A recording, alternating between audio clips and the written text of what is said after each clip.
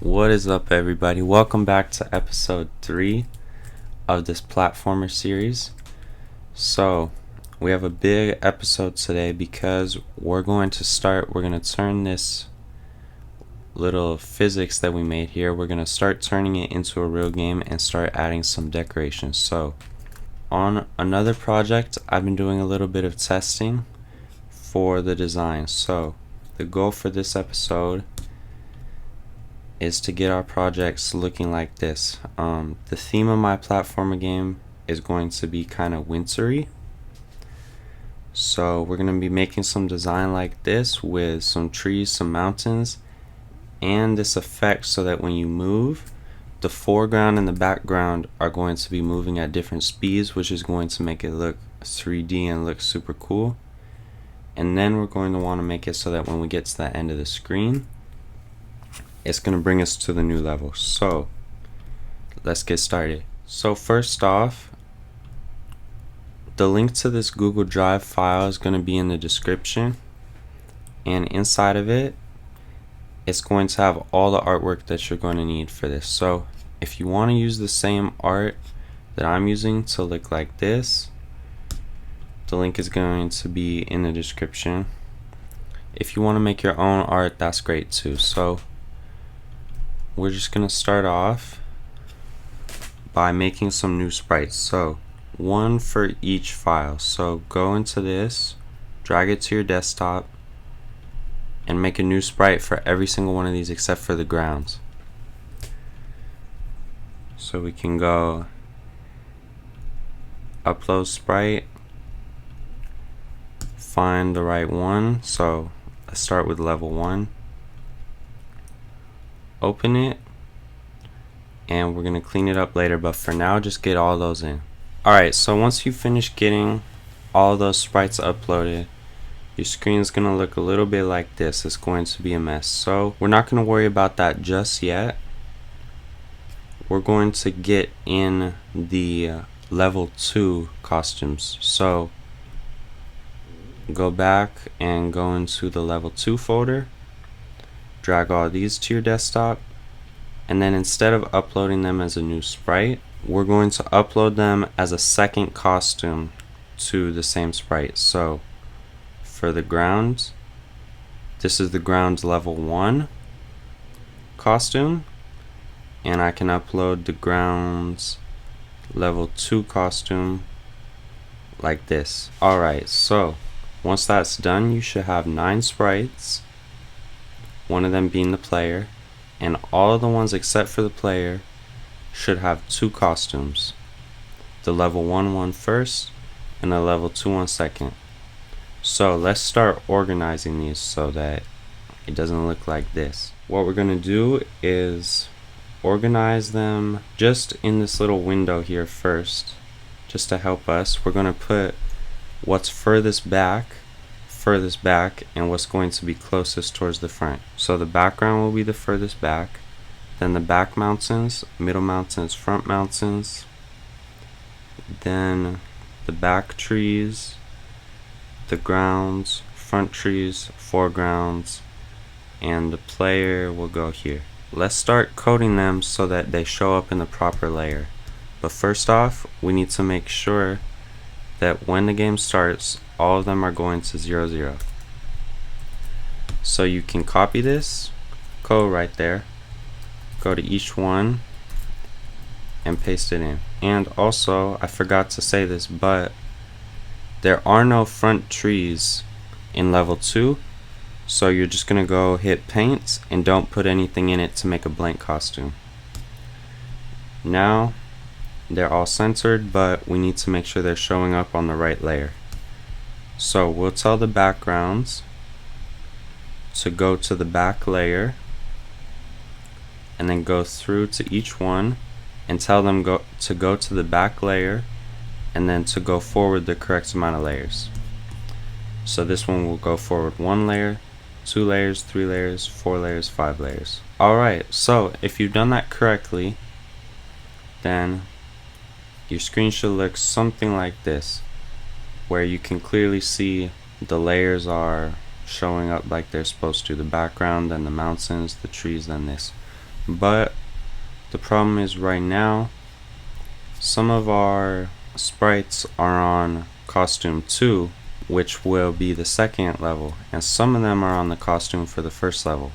So we want them to always be on level 1 or level 2. So let's make a variable and call it level. Then for each one of these sprites, we're going to put in a forever loop and tell them to forever switch their costume to whatever level is. So if level's 1, they'll all switch their costume to costume 1. If it's 2, they'll all switch to costume 2. So again, copy and paste that and go through each one. Alright, so now let's have on the player,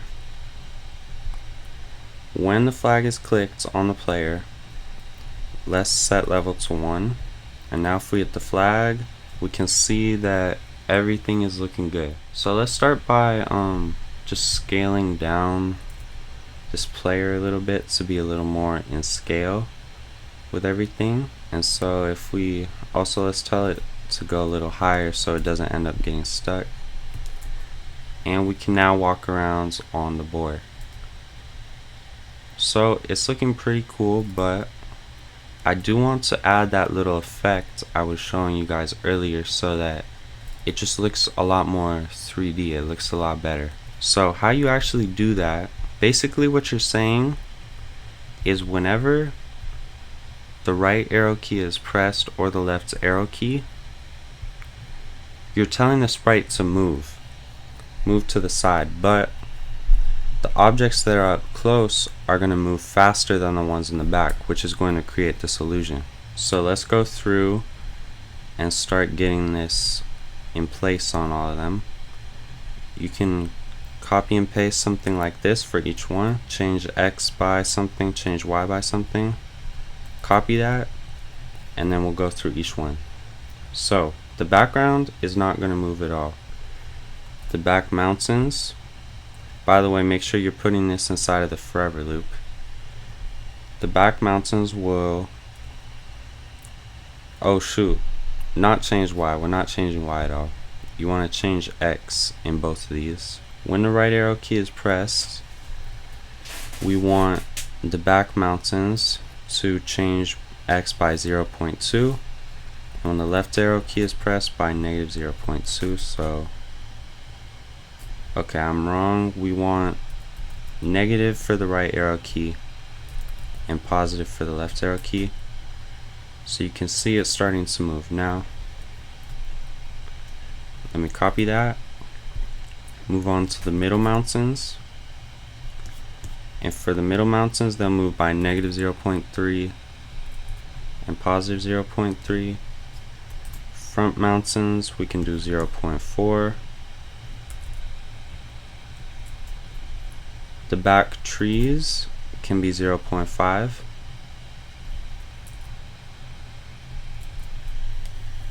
And the ground is not going to, let me think, no. We want the ground to move the same pace as these trees, I think. We'll test it out in a second. But let's set it to 0.5 for now. And then skip the player, of course. And let's try 1 for the front trees and the foregrounds. So if I hit the arrow key, the little flag,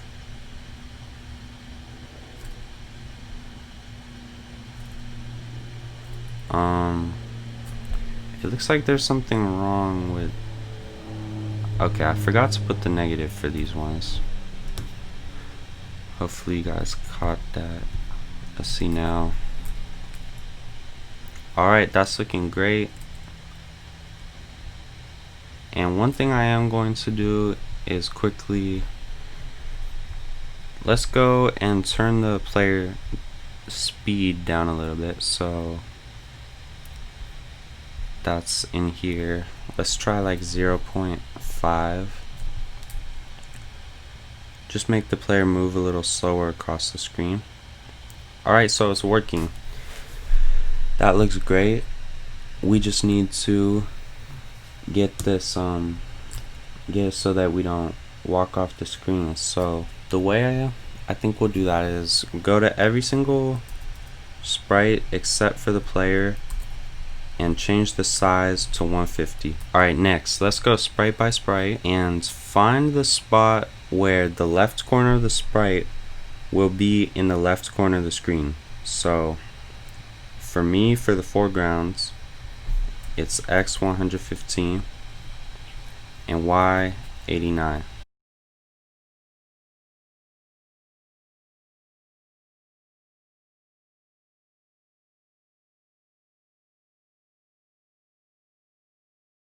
Alright, so yeah, if you do that, scale it all up to 150 and move them all, go to X 112 instead of 0, then you should be able to walk all the way across the screen and still have enough sprite. And then of course we need something to stop us once we do get to the end of the screen. So let's go inside of the player, inside of their forever loop, and we'll say forever if X position is greater than 235, then let's go into events and make a new message and call it new level. Say change level by 1. But before, okay, yeah, we do need this broadcast. Put in the broadcast to new level, and let's also say go to, here we have the block right here, negative 189, Y0, whatever's gonna work for you so that you're spawning like above the snow instead of inside of it, because there start to be glitches. I can't tell if that worked or not. Doesn't look like it. So it's going to there, changing.